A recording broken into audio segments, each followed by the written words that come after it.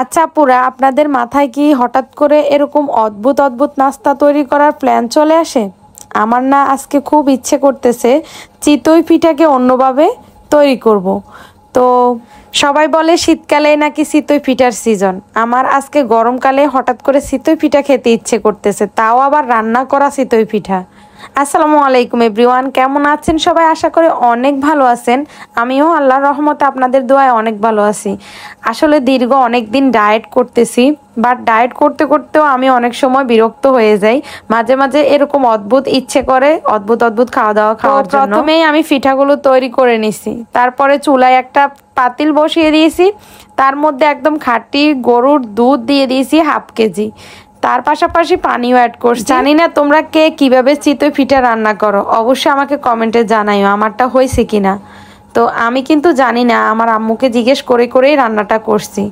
এখানে আমি বাদাম কুচি দিয়ে দিয়েছি, তেজপাতা 2টা দিয়ে দিয়েছি এবং এলাচ 2টা দিয়ে দিয়েছি, সাথে চিনি স্বাদ অনুযায়ী অ্যাড করতেছি।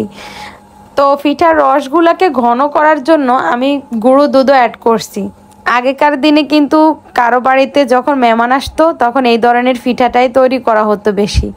এই যে ধরেন চিতই পিঠা রান্না, পুয়া পিঠা, আগেকার দিনে কিন্তু দোকানে এত ধরনের শুকনো আইটেমের নাস্তা ছিল না। চাইলেও কেউ বাজার থেকে এগুলো আনতে পারতো না, টাকা পয়সারও ব্যাপার ছিল। তো আমার মনে হচ্ছে আমার রসগুলো একটু পাতলা, তাই এই কারণে আমি আরো গুঁড়ো দুধ অ্যাড করে দিলাম। আর হ্যাঁ, এটার সাথে কিন্তু আমি নারিকেল অ্যাড করব। আপনারা চাইলে নারিকেল ছাড়াও রান্না করতে পারবেন, বাট আমাদের বাসায় যেহেতু সবাই নারিকেল পছন্দ করে, এই কারণে আমি একটা নারিকেল পুরাটাই এখানে দিয়ে দিব। তো অনেক আপুরা হয়তো আমাকে প্রশ্ন করবে, আপু আপনি নাকি ওজন কমান, তাহলে আপনি কেন মিষ্টিযুক্ত নাস্তা তৈরি করে নিজেই খান? তো ওই আপুদের প্রশ্নের উত্তর এখনই আমি দিয়ে দিচ্ছি। আমি যেহেতু 105 কেজি থেকে 50 কেজি ওজনে নিয়ে আসতে পারছি, অনেক পরিশ্রম করছি, এটা কিন্তু এমনি এমনি সফল হয় নাই। তো এটা এত সহজে আমি হাল ছেড়ে দিব না। আমি চাইলেও অনেক খাওয়া দাওয়া খেতে পারি, কিন্তু আমি খাই না। আমি দীর্ঘ 15 দিন 10 দিন একটানা ডায়েট করি, তারপর আমার মাঝে মাঝে মন চায় এটা ওটা খেতে, আমি খাই। কিন্তু খাওয়ার পরে আমি এই স্লিমিং গ্রিন কফিটা সাথে সাথে তৈরি করে খেয়ে ফেলি এবং আস্ত গ্রিন কফিটা তৈরি করে খেয়ে ফেলি, যাতে আমার ওজনটা এক জায়গায় লক থাকে, ওজনটা আর না বাড়ে। তো কথা বলতে বলতেই চলে আসছি, নারকেল দেওয়ার পর কিন্তু নারকেলগুলাকে একটু সিদ্ধ করে নিতে হয়, আর রসগুলাকেও সিদ্ধ করে নিতে হয়, না হলে কিন্তু পিঠার স্বাদটা পাবেন না। তো আমি পিঠাগুলোকে একটু ছোট ছোট করে ছুরির সাহায্যে কেটে নিব। এখন পিঠাগুলোকে কিন্তু রসের মধ্যে দিয়ে দিব, আর পিঠাগুলোকে একটু নেড়ে চেড়ে ঢাকনা দিয়ে রাখবো। প্রায় 5 মিনিট পরে ঢাকনাটা উঠিয়ে দেখতেছি পিঠাগুলো মোটামুটি হয়ে গেছে, পিঠার ভিতরে রসগুলো ঢুকে গেছে। এখন কিন্তু আমি এগুলাকে একদম লো হিটে রেখে ঢাকনা দিয়ে চুলা অফ করে দেব। তো চলে আসছি দুপুরের খাওয়ার জন্য। আজকে যেহেতু সকালে একটু মিষ্টি আইটেমের নাস্তা করছি, এই কারণে ভাবলাম আজকে দুপুরবেলা ভাত খাবো না, 2টা লাল আটার রুটি নিলাম এবং সাথে শাপলা তরকারি নিলাম। আজকে শাপলা, ডাল, মাছ এগুলা দিয়ে রান্না হয়েছে, সাথে একটা শসাও নিলাম। আর অবশ্যই ডায়েটে থাকা অবস্থায় মাছ খেতে পারবেন বেশি বেশি করে।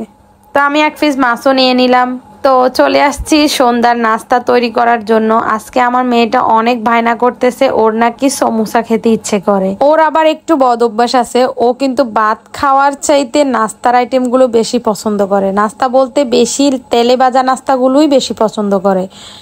আমার মনে হয় সব ঘরের বাচ্চারাই এরকম। তো যাই হোক, আমি কখনো কিন্তু সমোসা তৈরি করিনি, আমি পারিও না। আমি ইউটিউব দেখে দেখে আজকে সমোসা তৈরি করতেছি। দেখতেই পাচ্ছেন আমার হয় না, আমি একবার এক এক রকমের ট্রাই করতেছি মোবাইল দেখে দেখে, যা পারছি তাই বানাইছি। তারপরও যেভাবে হয়েছে পারফেক্ট ভাবে আমার মনে হয় হয়েছে। আসলে ছেলে মেয়েরা যদি কোনো কিছু আবদার করে, মায়েদের যতক্ষণ পর্যন্ত সেটা বানাতে পারবে না ততক্ষণ শান্তিই থাকে না। আমার মনে হয়, আমার এরকম মনে হয়, মেয়েটা যখনই যেটা মন চায় খেতে, আমি তখনই সেটা বানানোর ট্রাই করি। যদি আমি নাও পারি, আমি মোবাইল দেখে দেখে চেষ্টা করি, কারণ ছেলে মেয়ের আবদার কোনো মাই ফালায় না। যার যতটুকু সামর্থ্য আছে, আমার মনে হয় সে ততটুকু দিয়েই তার চেষ্টা চালিয়ে যায়, কিভাবে তার সন্তানকে একটু হাসি খুশি রাখা যায়, একটু ভালো স্কুলে পড়ালেখা করানো যায়। আমাদের মা বাবাদেরকেও দেখলাম, আমরা কখনো কোনো কিছু আহামরি আবদার করিনি, কারণ আমরা জানি বাবা মা যখন দিতে পারবে না তাদের মনে একটু হলেও কষ্ট লাগবে। তো আমার মেয়েটা যখনই যেটা আবদার করে আমি ওইটাই দেওয়ার ট্রাই করি। কথা বলতে বলতে চলে আসলাম সমোসাগুলা ভাজার জন্য।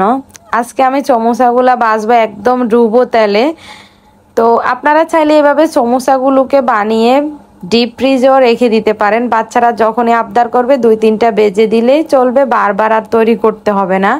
আমি কিন্তু এখান থেকে প্রায় অর্ধেকগুলা ফ্রিজে রেখে দিলাম, ওইটা কিন্তু ভিডিও করতে ভুলেই গেছি একদমই। তো যাই হোক, সব সময় সবগুলো ভিডিও করার মাথায় থাকে না, এমনিতে যাই পারি তা দিয়ে একটা ভিডিও তৈরি করি। তো আপনাদের যদি আমার ভিডিওগুলো ভালো লাগে অবশ্যই লাইক কমেন্ট শেয়ার করে দিবেন এবং চ্যানেলটাকে সাবস্ক্রাইব করে পাশেই থাকবেন। তো কথা বলতে বলতে আমার সমোসাগুলো হয়ে গেছে। আজকের জন্য ভিডিওটা এই পর্যন্তই। ভালো থাকবেন সবাই, সুস্থ থাকবেন। নেক্সট ভিডিও আসা পর্যন্ত অপেক্ষা করবেন। আল্লাহ হাফেজ।